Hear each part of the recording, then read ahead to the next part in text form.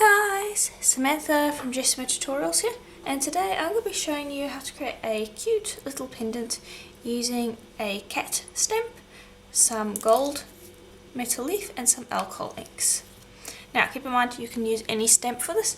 I will be showing some variations quickly. I haven't finished them off, but this is basically what we're going to be making. We're going to be adding resin to it, but you can see any texture stamp will work.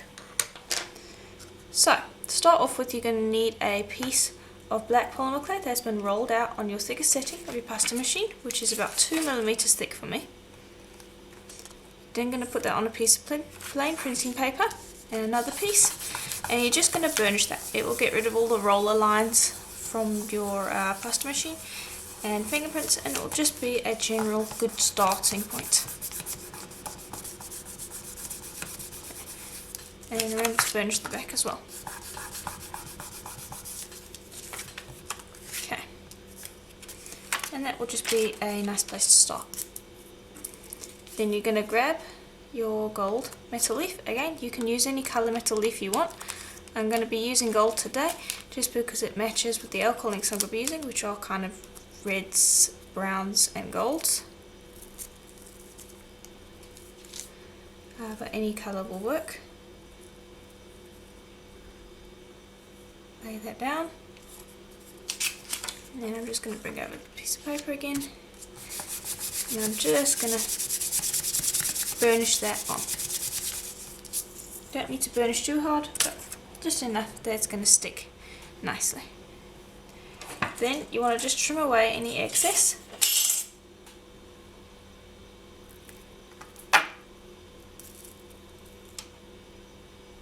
Again, if you're looking for ways to use up the scrap, check out some of my scrap videos. I've got a bunch of them on YouTube, they're free to watch. Just go to my main channel and check out some of the playlists that I have linked there. You should be able to find them there. Okay, just burnishing that one more time so that it's nicely stuck down. And then we're just going to lift this up off the paper, and now your metal leaf might crinkle a bit when you do that. That's fairly normal.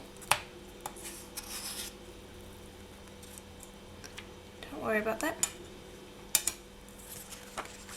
Then I've got my stamp here, any stamp will work. Now the metal leaf is going to act as a release agent, so you do not need to put cornstarch or anything on your clay, on your stamp. I just like to burnish it on because the back of the piece is still raw polymer clay and it can stick to my fingers, so by putting the paper in the way it allows me to press down on the stamp nice and evenly without worrying about the clay sticking to my fingers and being lifted out of the stamp.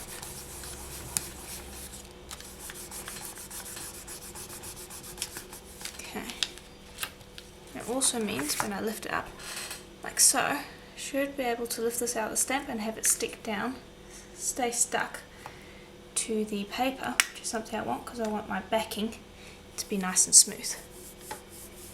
So there we go. There is our cute little cat. Now I just want to mark where I want my pendant to be. Okay, and I want it there. Just going to cut down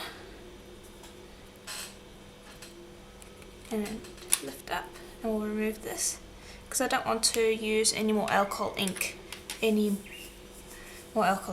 I need to, because I just want to cover the surface here.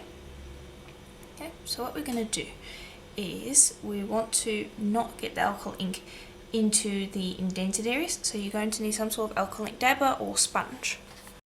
And I find that makeup sponges work really well for this because they have a nice flat surface. We're going to be using one of the sides. I don't want to use the front because it's too wide of a surface, so we're just going to be using the sides. So I'm going to start with the lightest colour, which in this case is Calabaza Orange, and then we're going to move on to Santa Fe Red, and finally we're going to use Sangria. I do believe is how you pronounce it. Sorry, I'm terrible at pronouncing names. Okay, so I'm just opening that away from the clay because I don't want it to accidentally spill onto the clay. I'm going to just drop a little bit onto my tile over here. I'm going to pick it up with my sponge and I'm going to start in the middle. Just kind of tap that around. Okay. Move that to the side. Pick up the next one, which is our red. Use a little bit of that. Swap to a different side. Pick that up. And I'm going to move in a circular pattern around that orange.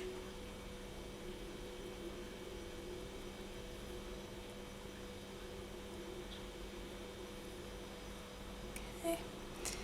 Then I'm going to do our last dark colour.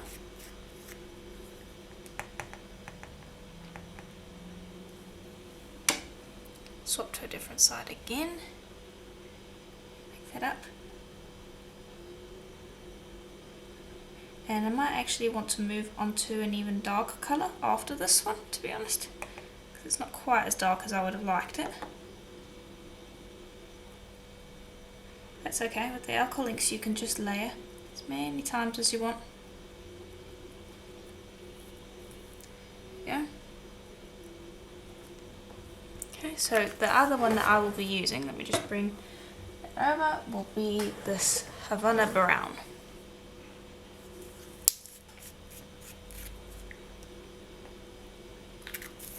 Slightly different colour. Pick that up.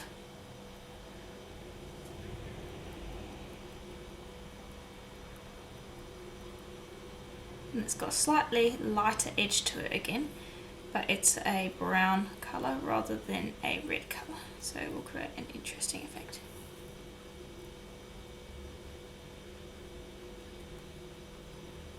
Okay, and you continue playing around with the colours as you wish. I'm going to just play around with those colours and just layer them as I want, and then I'll show you what it looks like when I'm done with that. Okay. And there we go. Now I decided I didn't like that light edge, so I just used the dark red to go back over it. And now what I want to do is I want to try and pick up a little bit of the metal leaf around the edges, because I think that will create an interesting effect. So you're going to need to grab some tape. What I will first do though is I will clean up the area, and then I'm going to grab some tape and show you how to do that. Okay, so just grab some. Now what I want to do so that I can control it, so I want to just take this, I'm going to rip this in half. I'm going to place this sticky side up.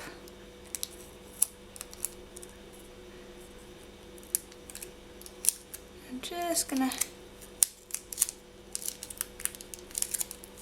wrap that around. I'm trying to stick that down. There we go. And it just means that I have a teeny little area here to work with. Okay. And I just want you to tap along the sides. Careful not to remove too much.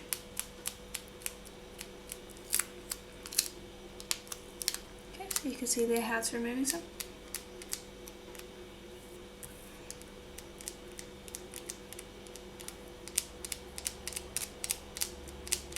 Okay, and then I'm going to need to swap that over.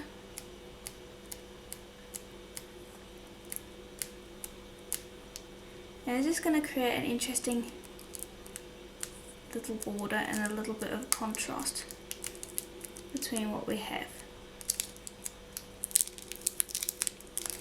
And just continue doing that around the whole piece. Okay, and there we go. Now of course that step was completely optional. You do not have to do that each time. It's completely up to you if you want to remove some of the metal leaf. I just think that it's going to create a nice contrast later on once we put the resin on. Even now, it just creates an interesting little thing to look at. Okay, So that's basically it. You're going to leave it on the piece of paper. It's been burnished, so the back will be nice and clean when we're done. And so basically all we need to do now is we just need to pop this into the oven for a full hour at Primo's recommended temperature. And then once it is done, we can apply our resin. Now, before I finish up, I do want to show you this one and this one. So this one was one solid colour of clay. I do believe it was cobalt blue on copper metal leaf with a nautilus stamp. And this one was a peacock feather with gold leaf, and then I did green, some blue and some purple on the edges. And these ones I actually sandpapered on the edge, so I actually want to redo their backs, so I'll be doing that while this one is in the oven. So this is a much nicer way to finish off the back. So anyway, pop that into the oven, and then when it is done we can apply our resin. Alright, and here it is out of the oven. So now I'm just going to lift that off the base. You can see that the back is nice and smooth. We do have some gold leaf and some just imperfections around the edge, so we're going to definitely sand that. And then I took that metal leaf that we had left over from this project and I mixed that all together with the black clay, and I actually used that to create the backings here. So you can see the metal leaf sparkling around in there. So that's one way you could use it if you wanted. So now we do need to do some sanding quickly. So I've just got a polishing paper here, and it's about 600 grit. And you just need to go over the edges and back and just sand off that metal leaf. You don't even need to sand the entire thing, it's just to clean it up, because you don't want that metal leaf sitting around there. Now because you have sanded it with a 600, you're now going to need to go up to about at least a 800 to a 1000, just to get it nice and smooth again, because it will show scratches now, which is something you're not going to want. And just repeat with the other two if you happen to make more, or just basically stick with this one if that's all you have. Okay. So then you'll move up to the next one. I'll just show you that. So this one is an 800, I do believe, and there you can see that just smooths out the scratches that were created. So I would just recommend going up to an 800 so that it's nice and smooth for you to work with.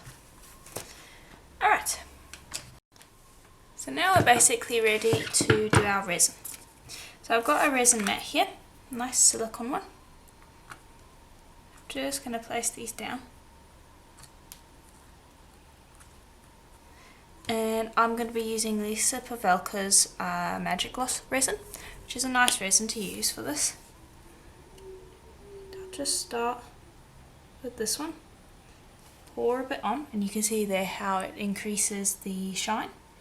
And I'll just leave that to spread a bit. I'll do the same with this one, just because it needs to spread into the texture. Don't put too much on, just pour a little bit on.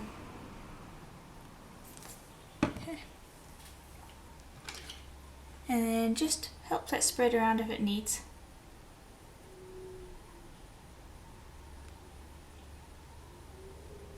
And then if you do happen to get air bubbles, you do want to poke those out if you can. I might need something a little thinner than a skewer. A metal piercing tool or a needle will work pretty well. But just work that into the texture, and then once you've worked that in and gotten rid of any possible air bubbles, then you want to add more resin until you get a nice even dome, and just repeat with all of them. Okay, and here they are out of the UV light. So they were in there for roughly around 20 minutes to get them to cure correctly. And so now let me just show you how they look. So you can see how that metal leaf now shifts and shimmers because of the resin. So you can see how any texture stamp, any colour of metal leaf will work. I generally would keep the black background, but again, you could also change that if you wanted to. So now we are ready to string it. So let's see, how do I want this to hang? I want it basically to have in the middle here. Okay. And I always drill the resin side first.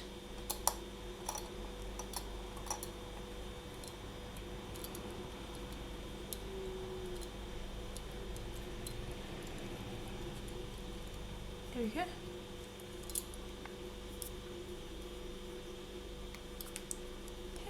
And just make sure that's nice and clean.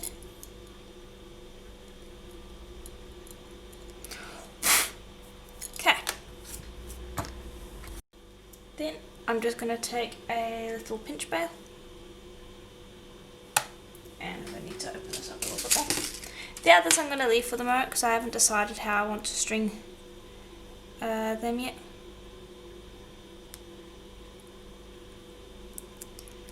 But this one I'm just going to take a bail and I'm going to insert that into our hole. So, sorry, I'm coming off the camera there because it's a little fiddly. Okay, and then you just need to grab that with your pliers and just press it like so. And there you go, you've got your bail. Then I've just got this ready-made rubber cord, which is a really nice, easy way to string your piece. Especially if you're doing market jewellery and you want to make it nice and quickly. And there we go. Very easy. So let me bring over those other ones. And you can see all of them. So again, I've said this a few times, play around with a different colour of alcohol inks, play around with the different metal leaf colours, play around with your different shapes and your different textures.